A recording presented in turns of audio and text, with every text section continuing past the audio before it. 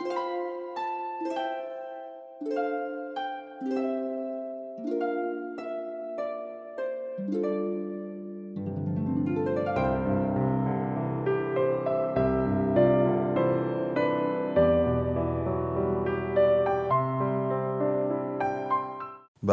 à vous, merci de m'accueillir parmi vous. C'est toujours avec plaisir de me retrouver ici et de venir à Thionville. C'est un coin que je connais bien, donc ce n'est jamais difficile ni dur de venir. Et je vous transmets aussi les salutations de l'Église évangélique baptiste de Nancy. On a discuté qu'aujourd'hui je ne serai pas là-bas, je serai ici. Et ils vous transmettent les salutations. Et voilà.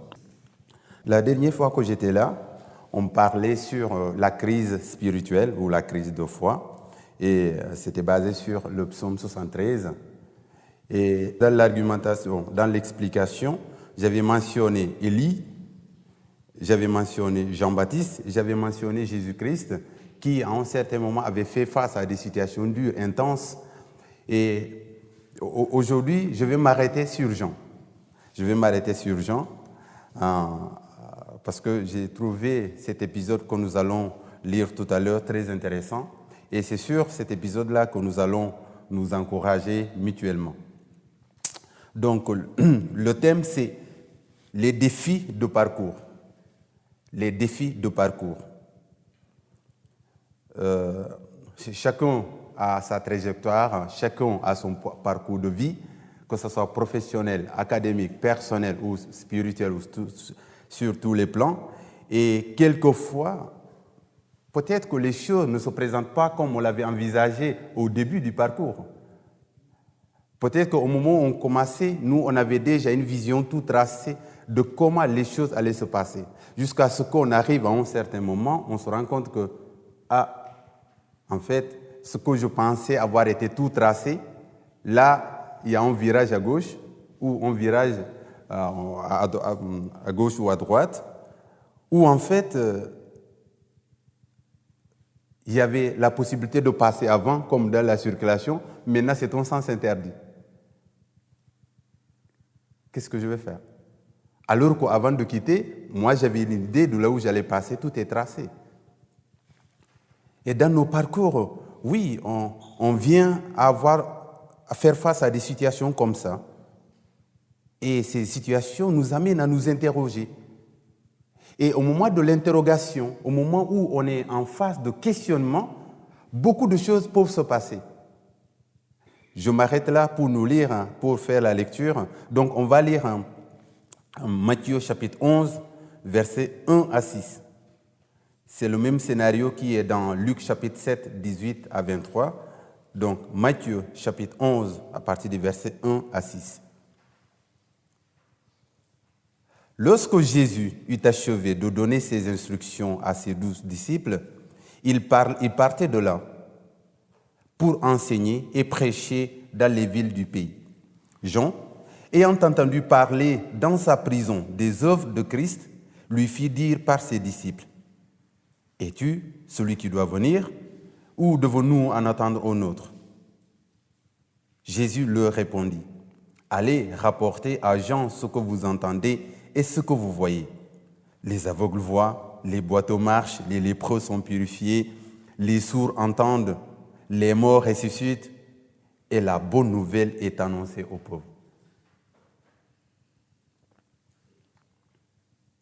Et au verset 6, Jésus finit par dire: « Heureux celui pour qui je ne serai pas une occasion de chute. »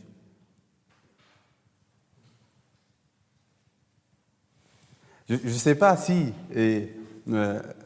ça fait longtemps que vous avez lu cet épisode, mais quand on arrive là, on se dit: « Mais Jean, je ne comprends pas ta question. »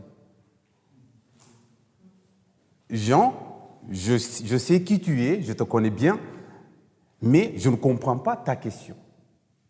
Et pour cela, je nous propose de faire une petite rétrospective de Jean, de la vie de Jean.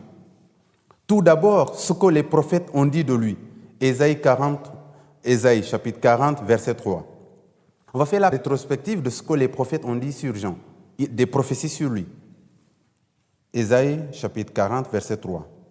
Une voix crie, préparez au désert le chemin de l'Éternel, aplanissez dans les lieux arides une route pour notre Dieu. Ça, c'est la référence de Jean chapitre 1, verset 23, que nous allons voir plus tard. Malachie chapitre 3, verset 1. Voici, j'enverrai mon messager. Il préparera le chemin devant moi.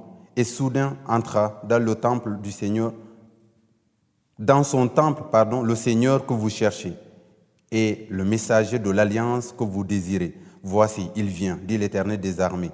Ça se rapporte à Matthieu chapitre 11, verset 10. Malachie chapitre 4, versets 5 à 6. Voici, je vous enverrai Élie, le prophète, avant que le jour de l'Éternel arrive, ce jour grand et redoutable. Il ramènera le cœur des pères à leurs enfants et le cœur des enfants à leurs pères, de peur que je ne vienne frapper le pays d'interdit. On peut se rapporter cela à Matthieu chapitre 11, verset 14. Donc, il y a déjà des prophéties qui ont parlé de Jean. Voici ce que Jésus va dire aussi de Jean. Matthieu chapitre 11, 13 à 15. Car tous les prophètes et la loi ont prophétisé jusqu'à Jean. Et si vous voulez le comprendre, c'est celui, l'Élie, qui devait venir, que celui qui a des oreilles pour entendre. Jésus aussi, en Matthieu chapitre 11, verset 11, dit que Jean n'est pas un petit bonhomme. Je vous le dis en vérité, parmi ceux qui sont nés de femmes, il n'en a point paru de plus grand que Jean-Baptiste. Cependant, le plus petit dans le royaume des cieux est plus grand que lui. Donc, voilà ce que Jésus dit de Jean. D'abord les prophètes ou les prophéties, ensuite Jésus, et voilà ce que Jean va dire de lui-même. On a déjà lu ça dans l'Ancien Testament. Jean, verset 23. C'est Ésaïe 40, verset 3. Moi, en fait, les responsables ont envoyé des disciples venir demander à Jean, mais toi, qui es-tu? Qui es-tu? Es-tu le prophète? Il dit, non, je ne suis pas le prophète. Es-tu le Messie? Non, je ne suis pas le Messie. Mais donne-nous quand même quelque chose pour que quand on retourne, on ait une réponse à donner à ceux qui nous ont envoyés. Et c'est là que Jean dit, moi, je suis la voix de celui qui crie dans le désert. Aplanissez le chemin du Seigneur, comme a dit Ésaïe le prophète. Jean a dit ça de lui-même. Vous voyez, la rétrospective est bien chargée. Il y a tellement d'arguments qui font que lorsqu'on arrive, on dit, mais Jean, finalement, je ne comprends pas que tu poses cette question. Il fallait qu'on remonte pour que quand on arrive, qu'on analyse mieux la question de Jean. Je suis la voix de celui qui crie dans le désert. C'est moi. Je ne suis pas le Messie, je ne suis pas le prophète, mais je suis celui-là. Il reconnaît la prophétie qui a été faite à son sujet. Et maintenant, on arrive à ce moment-là de questionnement, au moment d'interrogation, où Jean, Matthieu 11, 2 à 3, qui va, après avoir entendu tout ce que Jésus faisait, il va dire à ses disciples, allez et demandez si c'est lui qui devait venir ou devons-nous en attendre un autre.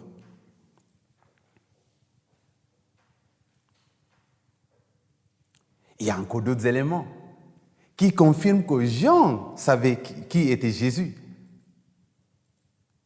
Par exemple, Matthieu chapitre 3, 13 à 15, on peut lire que Matthieu chapitre 3, versets 13 à 15. Alors Jésus vint de Galilée au Jourdain vers Jean pour être baptisé par lui. Mais Jean s'y opposait en disant, c'est moi qui ai besoin d'être baptisé par toi et tu viens à moi. Jean a dit à Jésus, non, non, je ne suis pas digne de te baptiser. Au contraire, c'est moi qui ai besoin que tu me baptises. Mais on ne peut pas dire ça de quelqu'un qu'on ne connaît pas, n'est-ce pas? On ne peut pas dire ça de quelqu'un qu'on ne connaît pas. Donc, Jean connaissait qui était Jésus. En plus, je ne sais pas si on prête souvent attention, Jean est quand même le cousin de Jésus. Donc, si c'était dans la vie de tous les jours, ils auraient déjà pris un repas ensemble, ils se seraient déjà taquinés, Vous voyez? Chez nous, c'est le ataya à longueur de journée. Ils auraient passé des temps à papoter ensemble.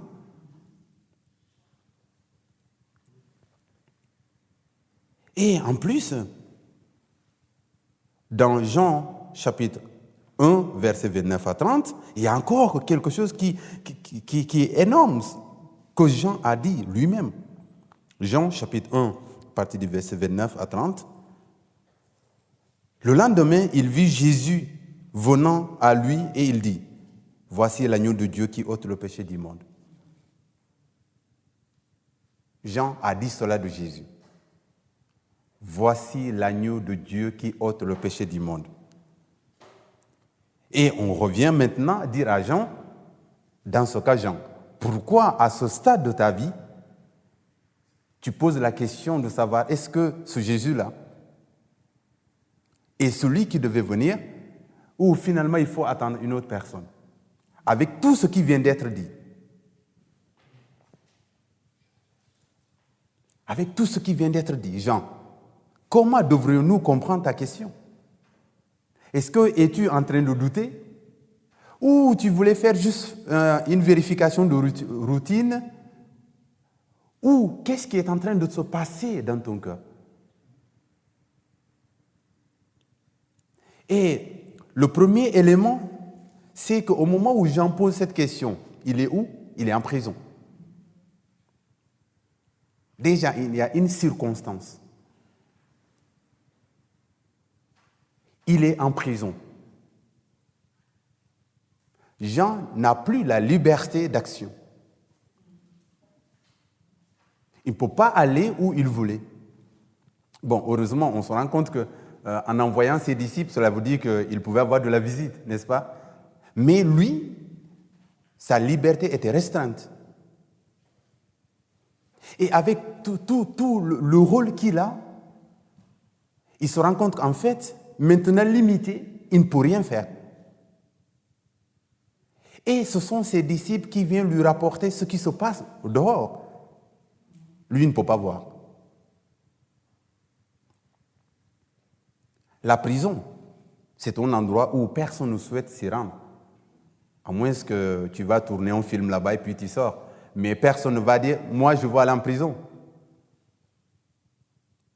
Et Jean est allé en prison parce que, on peut voir dans Matthieu chapitre 14, pas besoin de le lire, vous pouvez voir cette situation où il a été mis en prison parce que c'est là, dans Matthieu chapitre 14, qu'on va raconter en faisant un flashback ce qui s'est passé.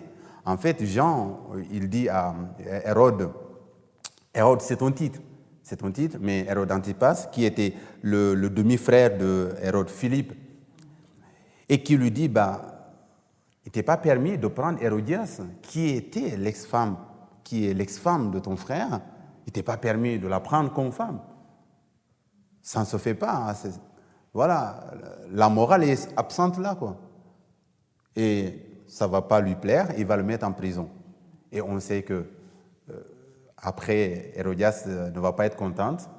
Et comme il voulait payer la tête de Jean-Baptiste, avec la promesse que Hérode va faire le jour de son anniversaire, la maman a soufflé à sa fille, il lui dit, demande la tête de Jean-Baptiste. Le gars là, c'est un caillou dans ma chaussure, quoi.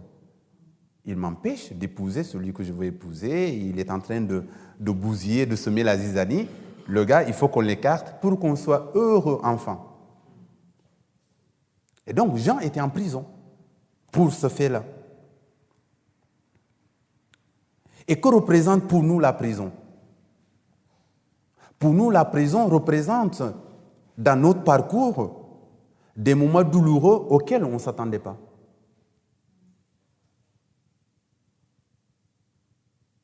C'est-à-dire que tout était tracé dans notre tête. Jusqu'à ce qu'on arrive, on nous dit, avant tu tournais à gauche, maintenant, avant c'était à gauche, maintenant tu as l'obligation de tourner à droite. L'urbanisme a changé le sens de la circulation et maintenant il faut tourner à droite. Et toi, on voit, tu tapes, mais c'est pas possible, quoi. Qu'est-ce qu'il nous faut encore, ces gens-là? On est frustrés. parce que les choses ne sont pas comme on s'y attendait. Et le déjà vu, ce que l'on connaît bien, devient étranger. Parce que les choses se sont présentées autrement. Et on n'est pas habitué à ces changements subits. L'homme n'aime pas le changement. Et quand il y a un changement, on est chamboulé, on est bouleversé. Ça crée des frustrations.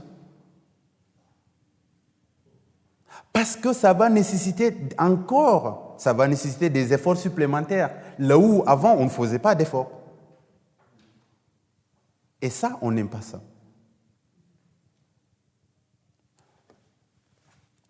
Certains qui croient que le chrétien, c'est quelqu'un qui ne doit jamais tomber malade. Donc, quand on tombe malade d'un seul coup, on se dit, mais Seigneur, c'est pas normal en fait. Moi, je suis ton enfant. Pourquoi est-ce que moi, je dois tomber malade alors que toi, tu es tout puissant? Et donc, on amène finalement on amène Dieu face à une situation pour lui rappeler qu'en fait, ce que tu m'as dit que tu es, ça ne marche pas pour moi. Parce que je suis malade, alors que je ne devrais pas tomber malade. Je ne sais pas d'où ça vient, cette façon de croire, cette façon de réfléchir, mais parfois, c'est comme ça qu'on réagit. Il y a des moments où on est dans notre parcours, d'un seul coup, on n'a pas de boulot, on attend d'avoir un boulot. Et pendant ce temps-là, qui est celui vers qui on doit se tourner pour déverser notre cœur? Dieu, c'est toi. Parce que je ne comprends pas comment tu as pu autoriser ça. Et dans ces phases-là, on remet en cause la bonne foi de Dieu, la confiance de Dieu. On se pose tellement de questions que lorsqu'on ne fait pas attention, qu'est-ce qu'on fait? On ouvre une porte au doute. Et une fois le doute installé, crée de l'incrédulité. Après l'incrédulité, c'est la rébellion. Et puis quand on est rebellé, on ne tient plus compte de Dieu dans ce que l'on fait. Et quand on arrive à ce stade-là, mes chers amis, l'amertume, la frustration, l'incompréhension,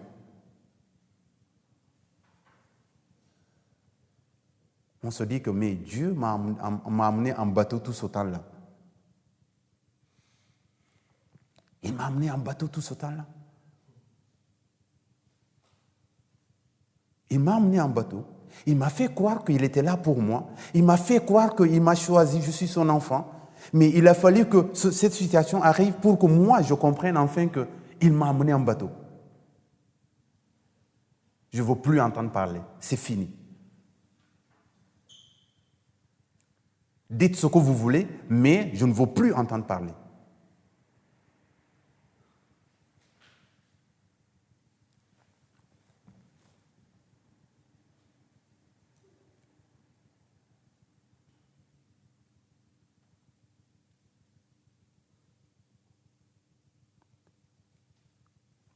Que Dieu nous aide à comprendre que parfois, notre vision des choses est en décalage avec ce que lui, il prévoit pour nous.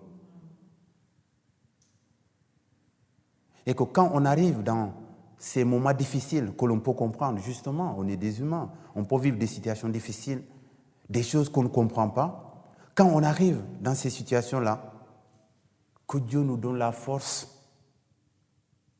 de lui faire confiance.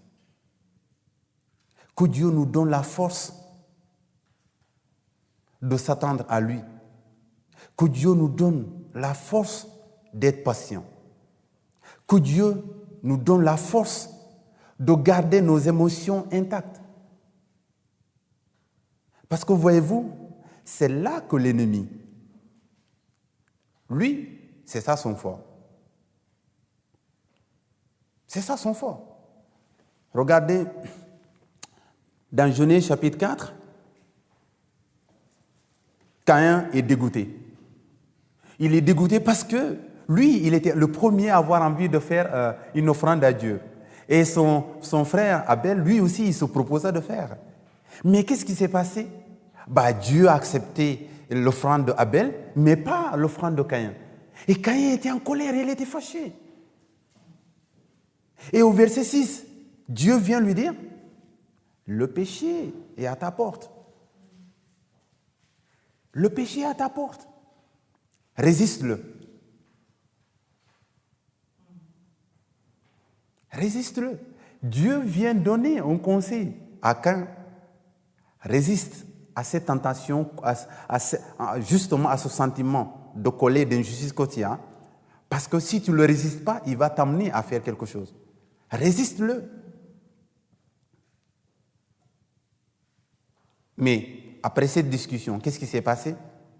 On voit Caïn faire l'opposé de ce que Dieu lui a recommandé de faire. Et l'ennemi, c'est comme ça qu'il fait. Il va te dire, tu perds ton temps. Regarde les gens qui ne sont pas croyants. Ils sont sûrement en bonne santé. Ils ont du boulot. Ils sont mariés. Ils ont des enfants. Toi, tu dis que tu fais confiance à un Dieu. Reste là, le temps passe. Pip, pip, pip, pip. Et toi, tu entends ça. Tu dis, je vais prendre ma vie en main. C'est vrai que Dieu n'avance pas aussi vite que moi j'espérais et il faut que moi je me bouge. Et c'est là, en ce moment-là, qu'on décide de prendre le contrôle de notre vie, d'arracher le centre décisionnel que nous avions confié à Dieu, de le reprendre et de décider que maintenant, désormais, c'est nous le seul capitaine à bord.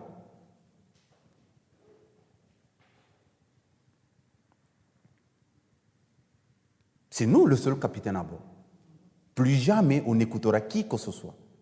Parce qu'on entend pip, pip, pip, l'alarme qui te dit c'est trop tard, ça va être trop tard, dans 2 ans, ça va être trop tard, dans quelques mois, ça va être trop tard.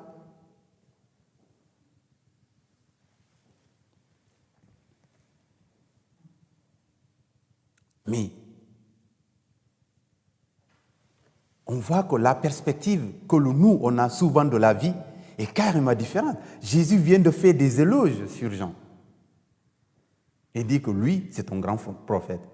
Il est grand prophète, surtout du fait que les autres prophètes ont parlé de la venue de Jésus, mais aucun ne l'a vu. Jean est celui qui a prophétisé, qui était prophète, mais qui a vu l'accomplissement de la promesse que Ésaïe, Michée et tous ces prophètes-là ont parlé de Jésus. Jean l'a vu, Jean l'a baptisé. L'accomplissement-là n'est plus quelque chose à laquelle on doit imaginer, mais ça s'est réalisé. Et Jean l'a vu, Jean l'a baptisé. Jésus dit, Jean n'est pas n'importe qui. C'est pas n'importe qui.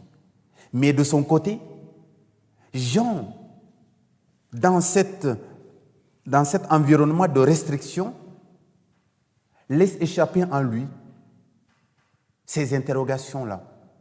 Des choses qui étaient pourtant établies dès le début, comme on l'a vu dans la rétrospective. C'était établi. Jean savait que Jésus était le Messie qui avait été promis. C'est lui, sans doute.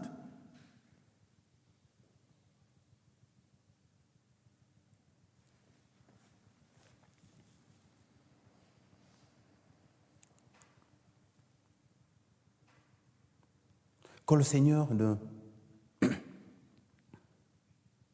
nous aide, mes chers amis, que le Seigneur nous aide. Parfois, c'est la difficulté de la vie qui nous pousse à voir prendre les choses en main.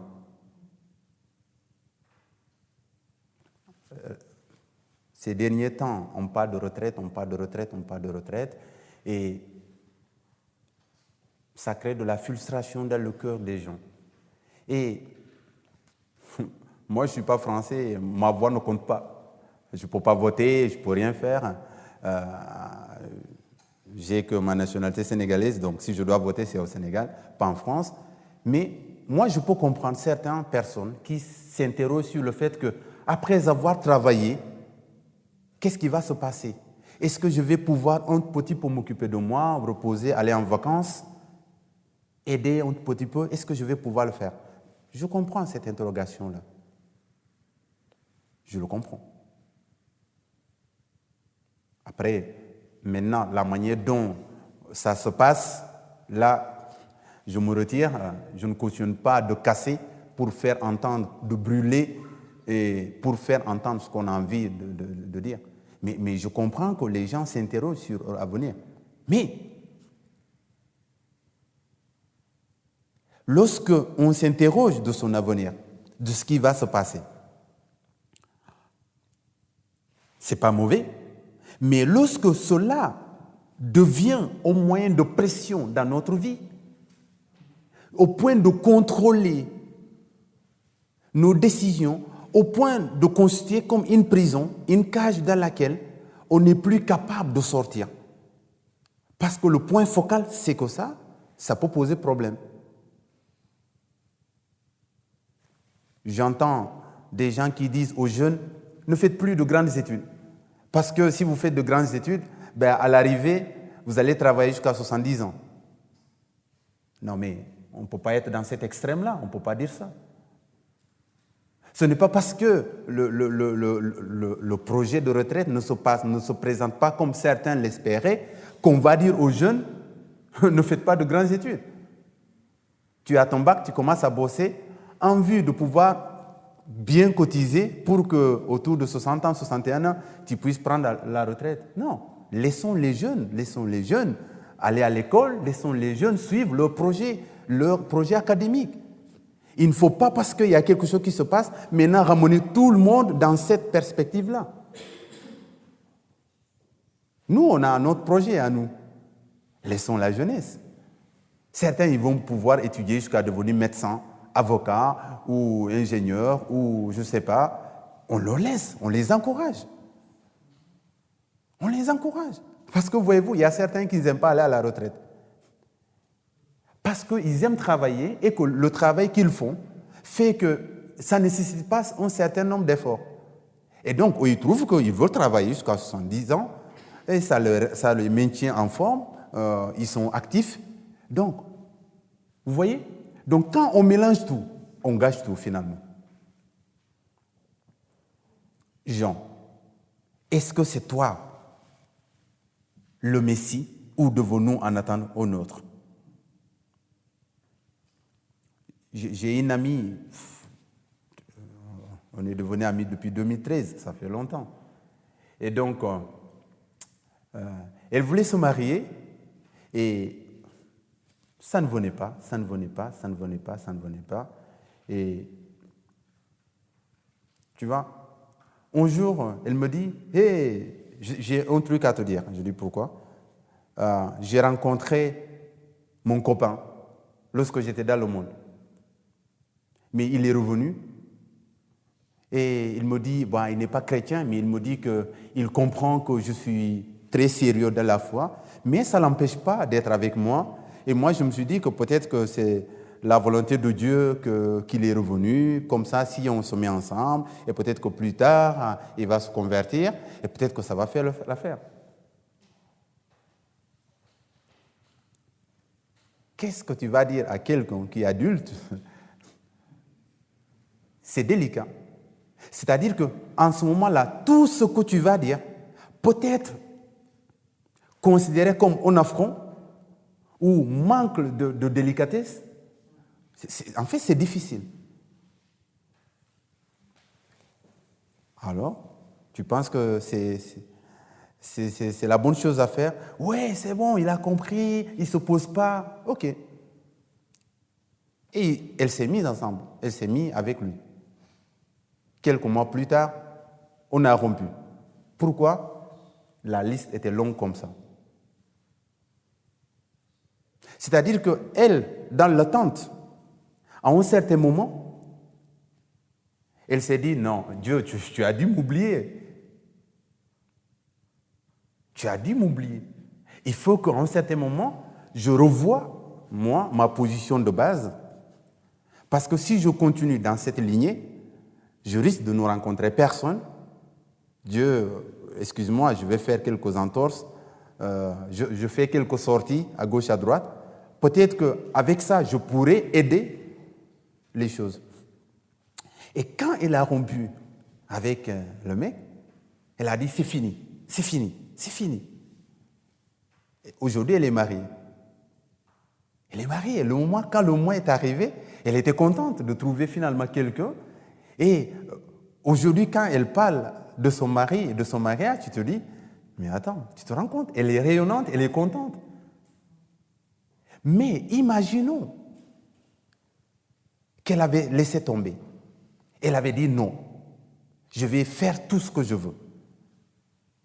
Elle perdrait ce témoignage et la joie et le bonheur qu'elle a aujourd'hui.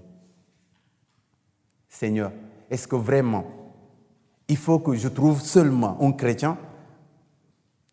Et si je trouvais quelqu'un, après toi, tu t'occupes de le convertir? C'est ce que le serpent, ce que le diable a dit à Ève. Dieu a réellement dit. Et cette question revient à chaque fois qu'on est en face de prendre une décision importante. L'ennemi, il se pose et il nous balance des idées. Attends, est-ce que Dieu réellement il a dit ça? Est-ce qu'il a réellement dit ça? Peut-être que tu n'as pas bien compris. Peut-être que tu es un petit peu ferme dans ta foi. Relâche un peu. Regarde, il y a des gens qui sont croyants aussi, mais au moment de prendre des décisions, regarde ce qu'ils ont pris comme des décisions. Toi, tu es un petit peu très sérieux dans ta foi. Comme certains peuvent nous dire. Tu es très sérieux dans la foi. Relâche-toi un petit peu. Que Dieu nous donne, chers amis, de faire confiance à Dieu. On est devenus ses enfants. Et ça, personne ne peut nous l'arracher. Je sais qu'il y a beaucoup de débats théologiques où la perte ou non de salut. Moi, je crois que dès la mesure où la Bible nous dit qu'on est scellé par le Saint-Esprit,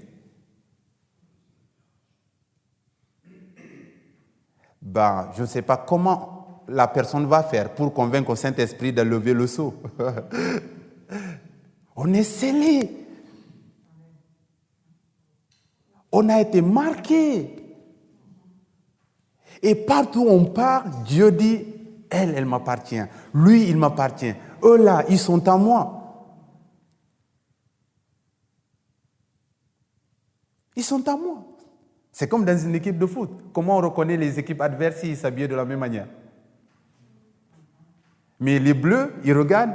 Allez, les bleus, lui, voilà, c'est notre joueur. C'est comme ça qu'on identifie. Dieu nous identifie par la marque qu'il a sur nous. Donc, nous sommes enfants de Dieu et nous devons en être fiers.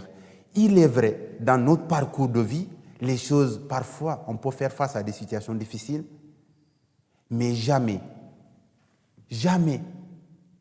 il faut douter de la bonne foi de Dieu. Jamais il faut douter de l'amour de Dieu. Jamais il faut douter que nous appartenons à Dieu une bonne fois pour toutes. Jamais il faut douter que Dieu est un Dieu bon, est un Dieu juste.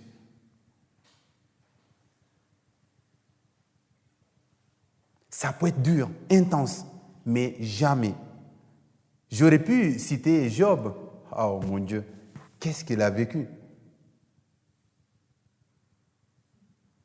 Mais Dieu était là en train de veiller en disant, ne porte pas atteinte à sa vie. Quand Dieu ne permet pas, personne, je dis personne, même nous-mêmes, on n'est pas capable de faire quoi que ce soit si Dieu ne le permet pas. Donc soyons rassurés, mes chers amis, soyons encouragés et continuons de prier, de demander la volonté de Dieu par rapport à telle situation qui nous concerne. Et continuons de marcher avec foi, parce que la foi, c'est justement avancer, alors même qu'on n'a pas l'ensemble du chemin. On sait que c'est par là, mais on ne voit pas tout. C'est comme le GPS, hein? Il ne nous montre pas le point d'arrivée, il te montre progressivement. Au rond-point, tu prends la deuxième sortie. N'est-ce pas? Il ne montre pas tout. Et la foi, c'est ça. C'est de savoir que le GPS, là, il va nous amener. Moi, j'ai pris le GPS pour venir. Donc, j'ai fait confiance que le GPS connaît.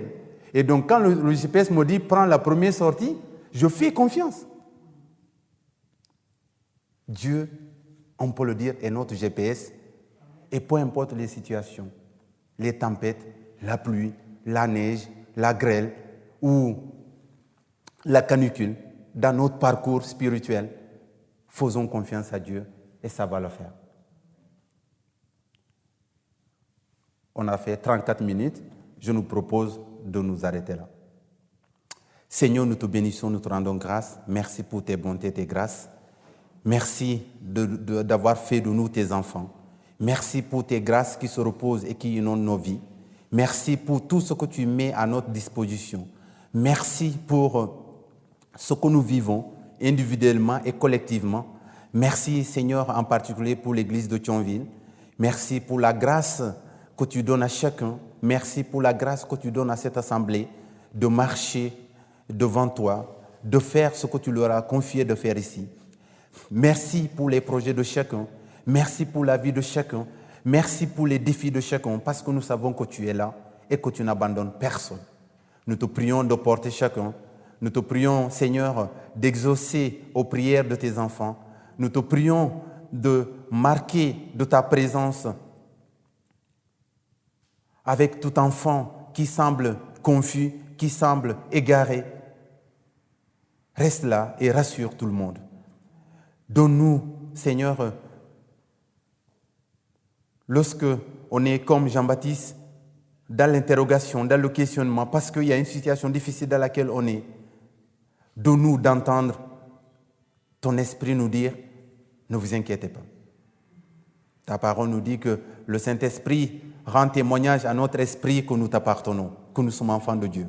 Donne-nous d'en être rassurés, peu importe la situation. Et donne-nous la grâce, quand nous sommes dans une épreuve, de la surmonter, le temps que toi tu réagisses, le temps que toi tu décides de la suite. Nous te bénissons et nous te rendons grâce. Au nom de Jésus. Amen.